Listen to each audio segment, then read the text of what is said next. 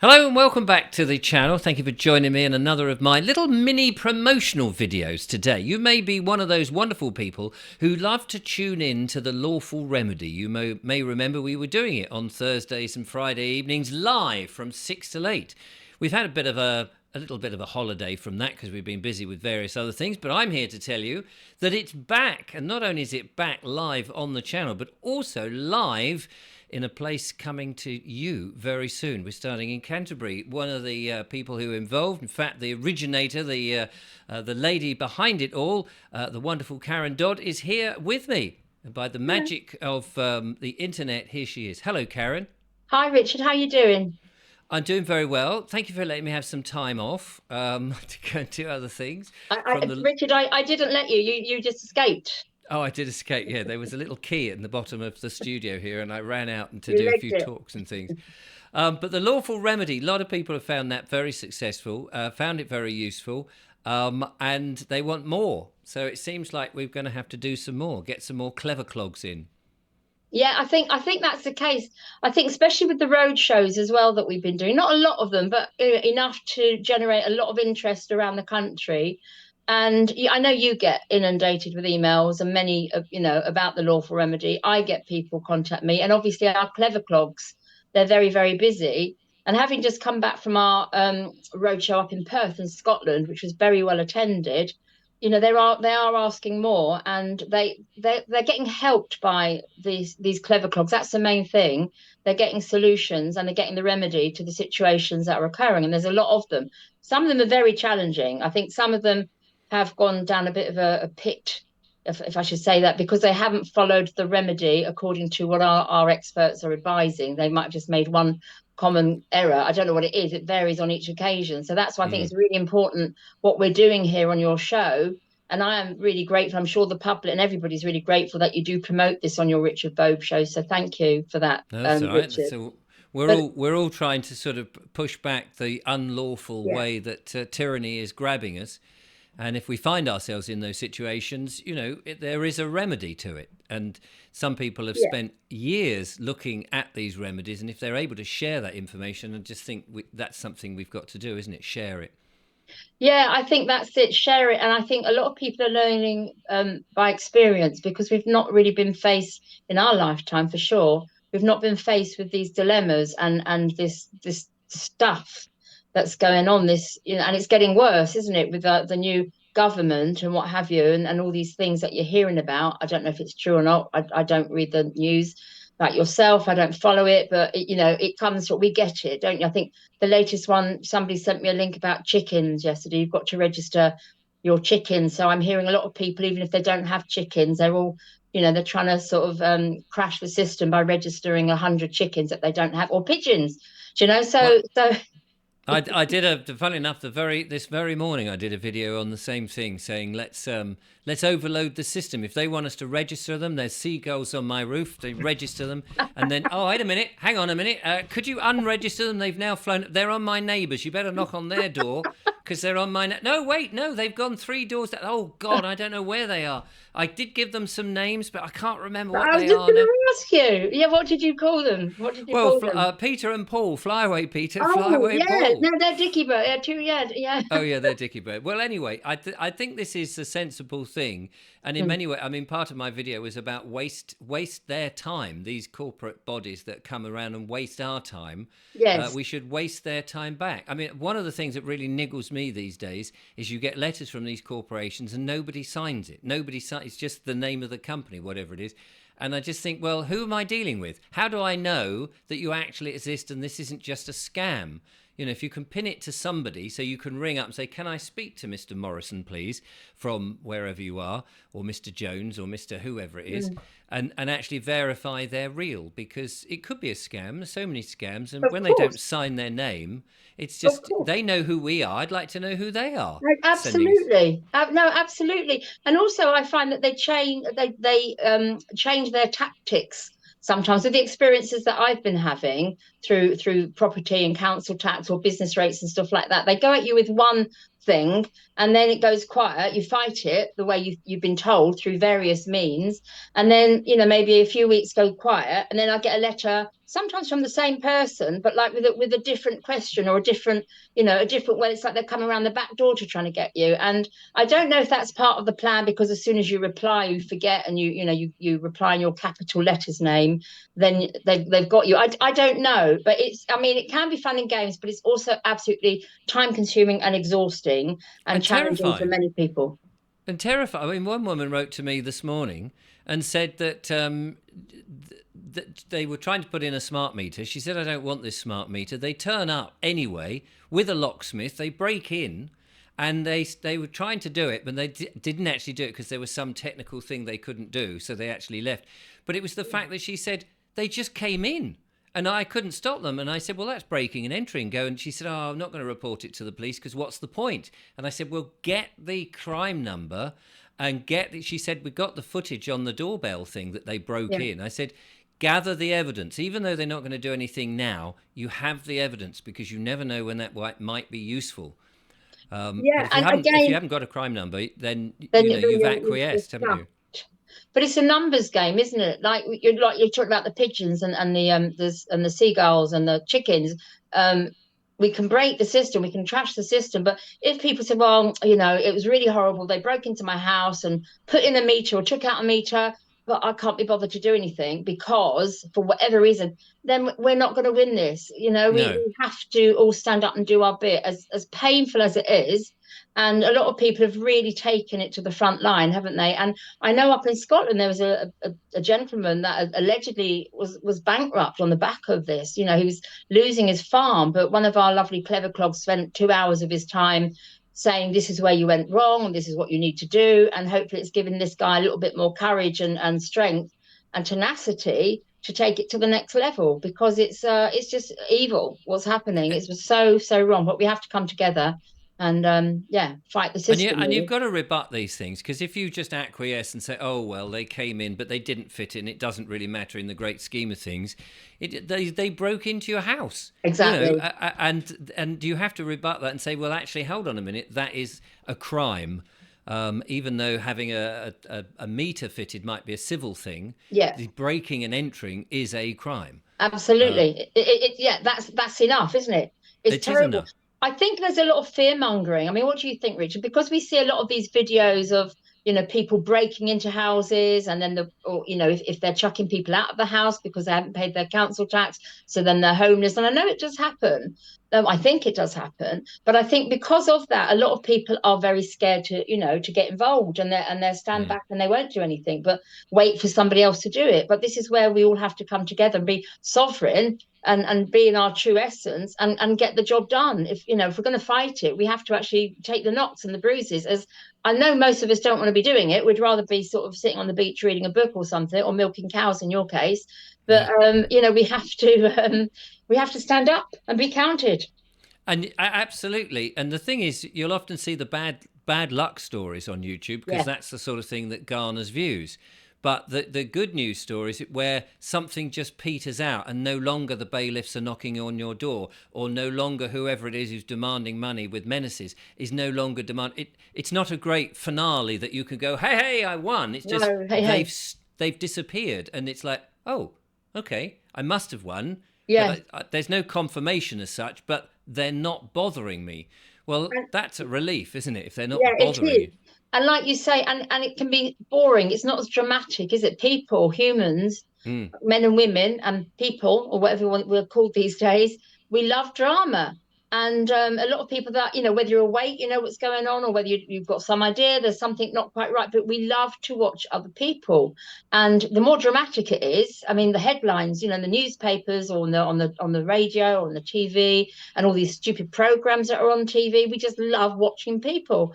And the more dramatic it is, obviously, the more captivated we become. So, these stories of break-ins from, debt agents or whatever, bailiffs, whatever you want to call them, we know it's wrong, but we end up watching it. We get caught in that momentum. And then we believe that that's going to happen in every case. Yes. And that's actually not what happens. No, that's right. It's not. And that is the reason that we have the clever clogs who've got their all different nuances on their approach, but each valid, and they've spent time doing it. And we should just point out, of course, this isn't legal advice that they're giving, but it's lawful. And there's two different things, and that's the sort of stuff that we discuss regularly on the Lawful Remedy. Yeah. So tell us about the live show that's coming up that people can come and visit. Yeah, we've got a big one coming up. So this one is in Canterbury on the 19th and 20th of October. Which is a Saturday and Sunday. Say again? Just saying it's a Saturday and Sunday. It is a Saturday and Sunday. It is a Saturday and Sunday. And it's at the Garlinge Theatre, or the Garlinge Theatre, which I think a proper theatre, is it? A proper theatre. It's just because of your coming. Yeah. Is it? I am. There's a big proscenium arch and a stage. Will there be a nice theme tune to come on to? Yeah, if you want one. Yeah, there will. There will. We have to get you a theme tune for your show. No. You haven't got one, have you? We'll make one up. But we thought because Richard Rhodes is coming to the Lawful Remedy, we've got to have a theatre. But it's no, I'm looking forward to it. I think it can accommodate 300 people as well. Right. So we really need to sell the seats. Because there is a cost, obviously, when we put these shows on the road. Yes. We've got to move around. We have to have accommodation, and there's petrol and diesel to pay for. So and here we've got a really good lineup of clever clogs. So we've got your good self, and I will be hosting with you. And then we have got, from memory, I've got it written down here actually. We've got the flyer. So we've got Chris Coverdale, and he's going to be talking about tax and the illegality of tax. David Edelman, the People's Lawyer. Paul Gunson, who hasn't joined us yet on the show, on the Lawful Remedy, on your show, and he's not been on the road with us. So I think you've spoken to him, probably. You've had a session with him, I'm not sure. Pete the Hat. Yes. What did you say then, Richard? I said I couldn't remember. I've had so many people on the show, and people do say, I've had so-and-so, and I think to myself, have I? Maybe I have. Maybe you have, maybe you haven't.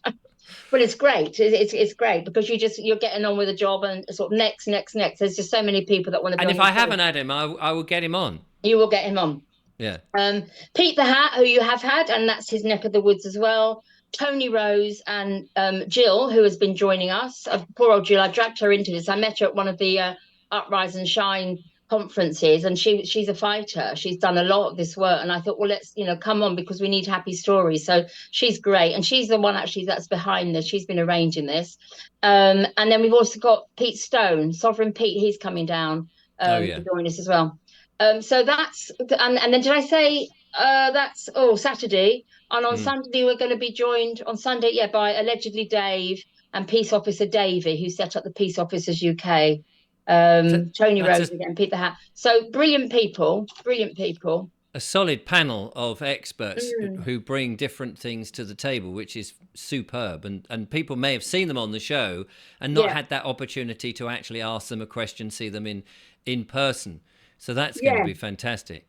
And you just hit the nail on the head. Ask the question in person. So if people have a question and they want to send it to me in advance, that's great, because that might give the clever clogs some time to do research. Most of them just know it like that anyway. It amazes me. But if it's complicated, they can look up the legislation that maybe they can do that. So it would be good though if they can email me, which is Kizzy, Kizzi 63 at pmprotonmail.me, Kizzy 63 at pm.me. So they can send questions to me in advance, and also if they want me to send out all the information, it's because there's a lot of information here, because we're providing lunches as well. A vegan lunch, I've got to stress, sorry if you're non-vegan, if you're a meat eater, but it's a vegan place, so they don't want you to even bring in anything non-vegan into the hall.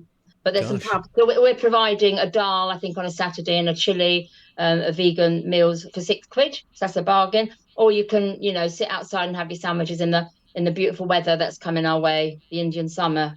Lovely, it'd be great. Well, I might bring some bacon to sit in the van and gobble. But a vegan dal can be very nice, actually. Yummy, it's really yummy. And the vegan chili is really nice. Sometimes you don't even notice. No. And I think the word vegan, actually, we've got to be careful with that, haven't we? Because I think that's sort of been taken over as a movement, whereas I like to say plant-based, actually, plant-based. Yeah, so that's something, yeah, really interesting to look forward to. Absolutely. Well, it's nice that there's food because it's a long day, isn't it? From 10 till 5, I think, on the first day and 10 till 4 on That's the right. second. So value for money. Value for money, yeah, it is value for money. So we do ask people to buy tickets in advance again through that email that I've sent out, and I think it's, oh gosh, 45 quid for the whole weekend, or one day for 25 quid, and then That's it not goes bad. up if you're going to pay cash on the door, which we would prefer you not to, purely because we've got, it takes a lot of time to organise all this, and if we know we've got the numbers, then that makes sense that we can go ahead. But if everybody's paying cash on the door and then it rains and they don't turn up, Well, we're I'm in Glastonbury tomorrow doing a talk. If anyone wants to come to Glastonbury on Friday the 4th, at the town hall, starts at 7 o'clock. But we did it about 8 months ago, and people were turned away because they hadn't booked in advance, but they were very sad. Even though they had the cash in their hands. And so that's another thing. These things can get quite popular because people are really interested in pushing back against yeah. the tyranny that we have. So, yeah, I Yeah, would definitely say, if you can book in advance, then that would be great. it makes sense for organisation, like you said. Then you don't get disappointed. And you're with Sandy and Clive, I think. Sandy Clive Adams de and Clive. Carl and Sandy Adams on this Friday or tomorrow. Yeah, So it might be a bit late for some people, but if you're in Glastonbury or in Somerset and you want to come in, and whilst we're there, if you don't mind me yeah, hijacking the show just for a second, yeah. because a lot of people want to book me and then they say, "Where are you?" Here is another place that I am likely to be at. It is, well, I am at, there's no likely matter about it. This is at the Southampton Comedy Club, at the Attic Theatre. Richard Vogue's Roadshow, apparently it's called, with Mark Byford, the bowler-hatted farmer. There he is, and we're talking about food security, farming, and all of that stuff. It's £12 to come in. And Sandy Adams will be there as well. I forgot about that. Sandy Adams is there. I think I'm supposed to send a picture in so it will update it. So there's three of us: Mark Byford, Sandy Adams, who'll be talking about Agenda 20 and 2030, really what's going on, especially in the food.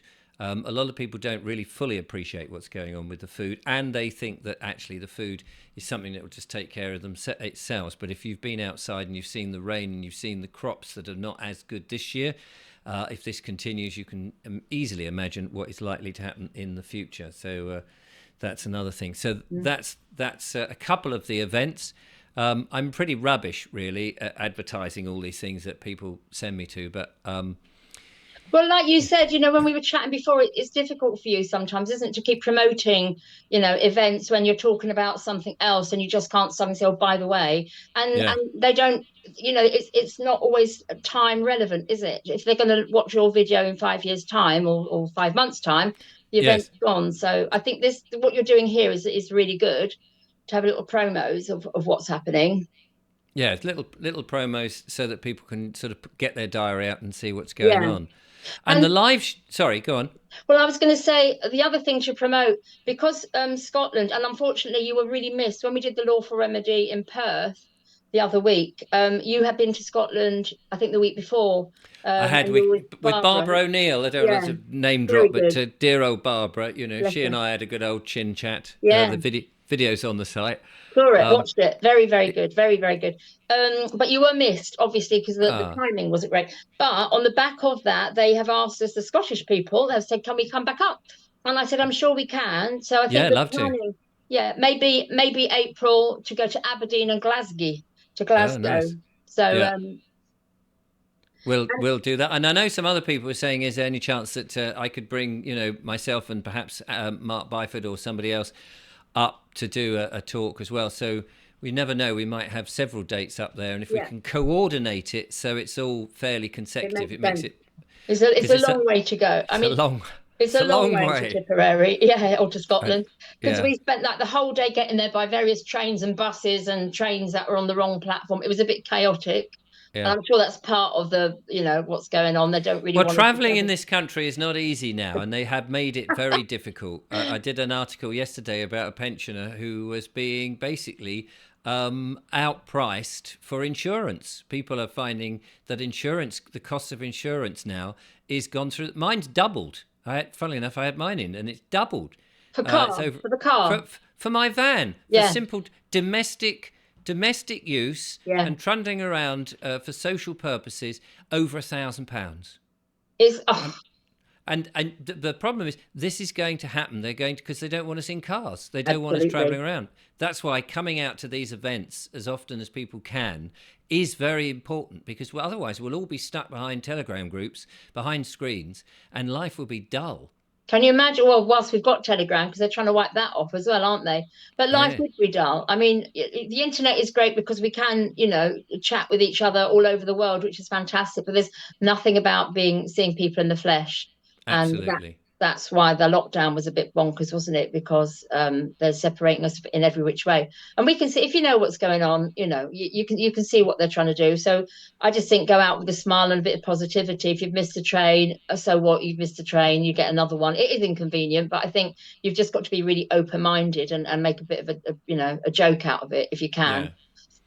But even though doing that is the best thing that we can offer, is to be live in front of you, and that you can poke us, touch us, ask questions, and all of that. Yeah. The next best thing, of course, is the live streaming show that we do, and that's coming back. So the next one is on the 17th, if I've got that right. I've got Yeah, to dust well the done. studio down.